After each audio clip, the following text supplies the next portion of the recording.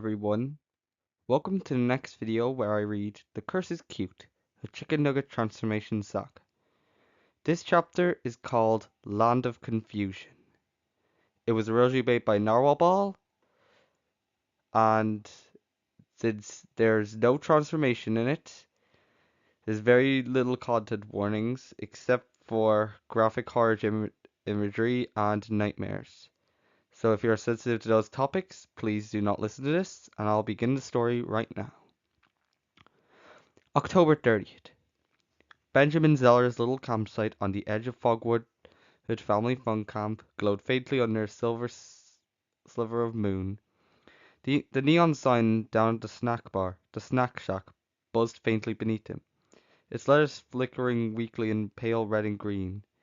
The inside of his trailer looked a lot cleaner now, as he donated CRT monitors, spools of cable, floppy disks, and circuit boards to a thrift store. His golf cart sat idle near the brush. His phone screen was dark. For once the world felt still. Still, but not peaceful. Peace implies safety. But this is just a moment before the trapdoor opens. Benjamin breathed in the damp, pine-heavy air and thought about how this would all be over soon. His last day. Tonight would be his last time saying goodnight to the neighbors who slept in their little trailers and pop-up tents. Last time posting anything to his neglected socials. Last time driving his rattling golf cart. Last time taking a shower, brushing his teeth in the cracked mirror, telling himself in a shaky whisper that he knew what he was doing. Tomorrow he would become something else. Tomorrow he would become Basil. Note to reader: when someone says tomorrow I'll become something new, they usually mean it literally and violently. He fell asleep quickly, despite the chill, exhaustion blanketing him more effectively than his sleeping bag. He closed his eyes and Fogwood swallowed him whole. Exhaustion is nature's amnesia, but the surgery? Oh, that's spiritual. And the dream came quickly. It was darker in the dream than it was outside. And by dark we mean existential. This isn't a can't find a light switch dark. This is staring into the pit of yourself that writes fanfics about regret dark. A warped version of the Chicken Nugget universe. The sky was a dirty swirl of magentas and greens, the stars writhing like worms. Static buzzed up through the ground itself, humming in his jaw, his ribs. And the 12 were waiting. They were already there, hunched, snarling, primal, horrific combinations of the victims and the characters when they unwillingly become. Fun fact: when you offer someone a new form and it involves permanent trauma and fur, you are not a god, you are a villain with delusions and a Wi-Fi signal. A dry voice barked at him from the shadows. Hey, you. Yeah, you. Did you do this to us? Benjamin spun, throat tight, and froze when he saw Chioe Nugun. Her yellow hoodie was shredded, hanging in tatters off her hunched frame. Her enormous floppy ears twitched, in fury teeth too sharp, eyes glassy and staring at nothing. Tufts of fur jutted at odd angles where her skin hadn't fully healed. Her tail lashed violently behind her like a whip of bone and bristle. Once Chloe Nelson, reclusive, introspective girl, now a half-formed creature who woke up screaming and scratched her skin until it bled. Ben swallowed hard. Yes, are you okay with Chloe Nelson? And coughed with a hiss. No, you idiot! Your damn video turned me into a damn dog! She yanked her hoodie up violently, exposing twisted skin underneath, lines with uneven tufts of yellow fur streaked with scars. Look at this! This isn't cute! This is hell! You may be wondering how a pastel dog creature can look terrifying. The answer is rage. Rage is a great equalizer. She lunged forward and he stumbled back, only to bump into another figure. Cheeser Borgland. His calico fur bristled at odd angles, his burger trap dripping something that looked like a mixture of pus and grease. His torso had blisters and his plump wall's limbs are bony. His elongated paws clicked against the ground with knife-like claws. Once Chester Borland, quiet sketching it, now a pus-leaking cheeseburger cat with claws that sounded like silverware being sharpened on bone. And if you thought this shit was painless? Cheeser sneered, leaning down so close that Ben could smell the rot in his fur. Then ask the bunny guy! Spoiler, the bunny guy was already approaching.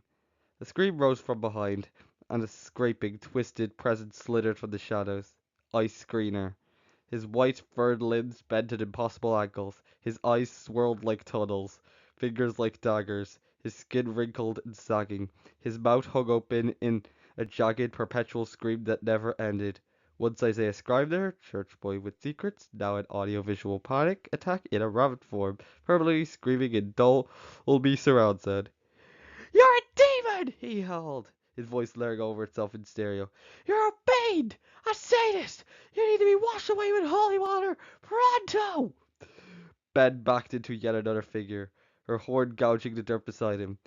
Fuenya Wilder barreled towards him, monstrously obese, her star-dappled scales mangled off and torn, her crescent tail dragging limply. One horn spiraled off a sickening angle. Once Freya Y. Wilder, dreamy stargazer, now grotesque crescent-horned beast with star-plate armor in tatters and a voice that could melt steel, plus a tail that flops like a broken sax dollar. Her voice was venomous. "You! Just because I wished on a star doesn't mean I wish to become this. Now I wish you'd burn in hell. You son of a bitch!" Ben raised his hands. Palms out. "Please, I just thought you wanted." "Shut up, you demon in a shirt!" she roared, spitting purple fire. Yes, Benjamin wore a button-up shirt in the dream. No, it did not help. Slussen slithered closer then, his mint green fur falling on clumps, clinging to him like cobwebs. His face was jagged and wolfish, lips pulled back from the rows of razor-sharp teeth, claws catching the ground. His pastel ears twisted erratically, his eyes bloodshot and wild, his fox tail righted like a snake behind him. Once Sloan Harwick's, breadsheet savant, now mangy green, in werefox shedding fur in clumps, like your worst allergic reaction from a tabletop RPG. "I had a girlfriend, a job, a future," he laughed bitterly, foaming at the mouth. "Now when I kiss someone, all I taste is fucking fur! You ruined me!" Ben staggered back into Kofti. His wool was black and pink, growing in uneven tufts over raw skin. His wolf suit hung off him in tatters. His sheep-accurate eyes glared daggers as he slammed his claws hands together. Once Cody Fields, lone wolf emote, now pink and black patchwork sheep wolf with the emotional range of a horror game jumpscare. "You are the definition of sick, sick edgelord. You think you're clever, think it's art. Look at me, look at me." He yanked his wool with his claws, chunks coming away in clumps. "I got fucking wool and everything, asshole." "I just wanted," Ben Saros, but Hannah Saucer came scuttling towards him before he could finish. Her body was twisted, bony, and starved. Red squirrel grimace bearing grotesquely yellow buck teeth. Her claws were sharper than knives, fur patchy and scruffy. Her pupils were bloody pinpricks. Once Hannah Saucer, ankle-monitored introvert, now an overcaffeinated taxidermy squirrel possessed by rot and rot. "I had a tragic life already," she screamed.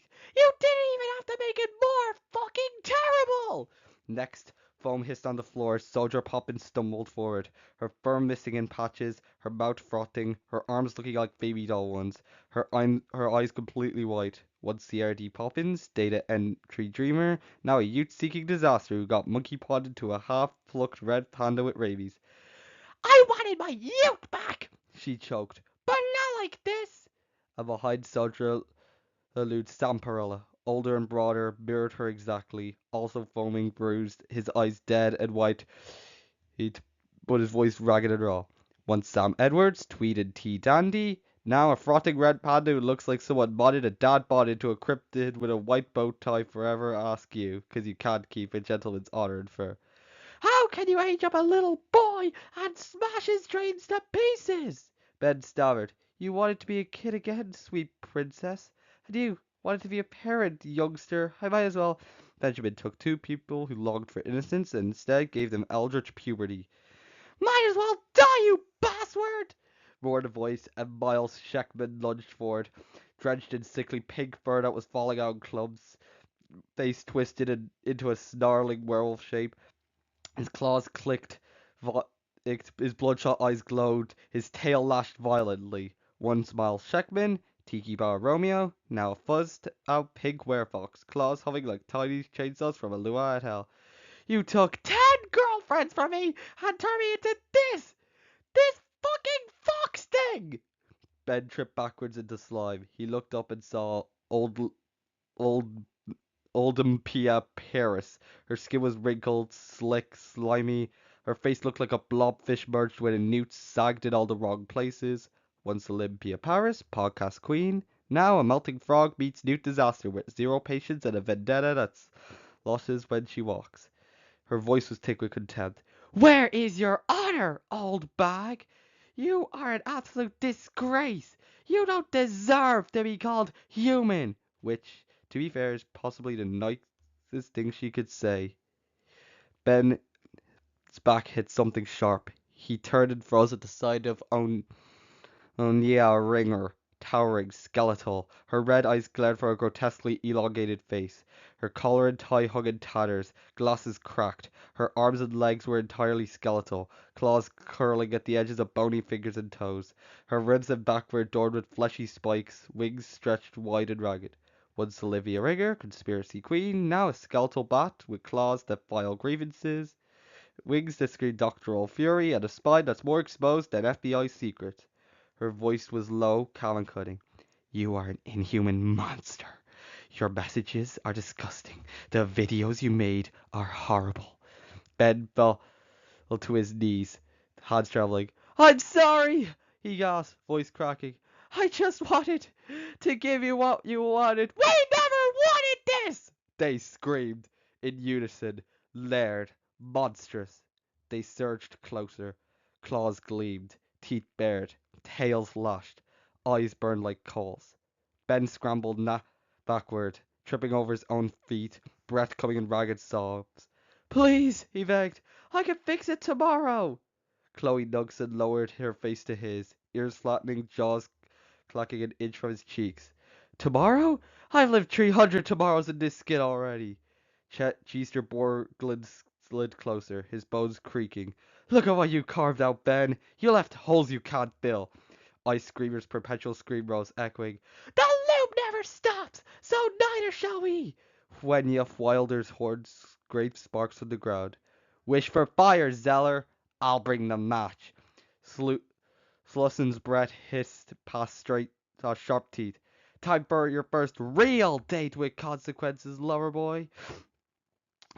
Coughed he slobs his claws together. Time to cut your strings, puppet master.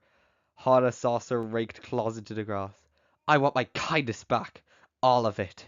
Soldier Poppins forms. Trade seats, coward. Be the helpless child for once. Samprola growled. Or the parent who falls. Miles Skekman's grin cracked wide. I'm gonna break your heart now. Oldham Pia Paris hissed. Soup's on. You're the crouton. Onya Ringer, wings snapped open, eyes blazing, spoke last. Thesis, monster creates monsters.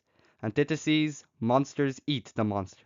If you're wondering, yes, that was one of the best lines of dialogue in modern horror comedy. Ben's legs gave out. He collapsed to the ground, sobbing.